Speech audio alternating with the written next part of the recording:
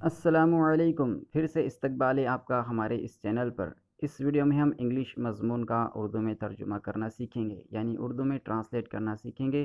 तो चलिए शुरू करते हैं। हमारे इस मज़मून का उन्वान है बर्ड्स। बर्ड्स यानी परिंदे। हाउ डू बर्ड्स फ्लाई, यानी परिंदे कैसे उड़ते हैं। यू विल से, आप कहोगे, बर्ड्स फ्लाई, परिंदे उड़ते हैं, यूजिंग देयर विंग्स, यानी उनके परों का इस्तेमाल करते हुए। यहाँ पर विंग्स का मतलब पर और बाजू दोनों आप कह सकते हैं। यानी जुमला इस तरह भी हो सकता है कि परिंदे अपने बाजुओं का इस्तेमाल करते हुए उड़ते हैं। ट्रू, सही है।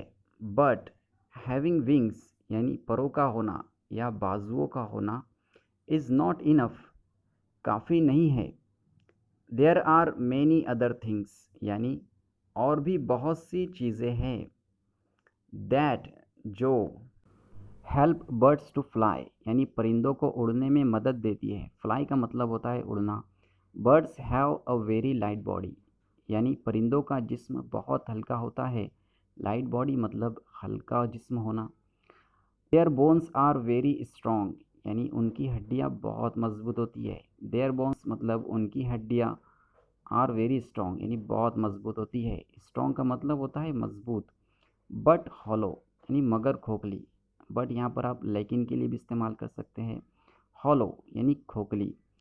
देयर फीदर्स हैव, यानी उनके परों की स्पेशल शेप्स, यानी ख़ास बनावट होती है। शेप्स का मतलब होता है बनावट। तो जुमला हमारा इस तरह से हुआ कि उनके परों की ख़ास बनावट होती है। आगे बढ़ते हैं। बर्ड्स कैन मूव, यानी परिंदे हरकत दे सकते हैं। देयर विंग्स ईज़िली, यानी आसानी से उनके परों को हरकत दे सकते हैं या उनके बाजुओं को हरकत दे सकते हैं। इन डिफरेंट वेज़, मुख्तलिफ़ तरीक़ों से।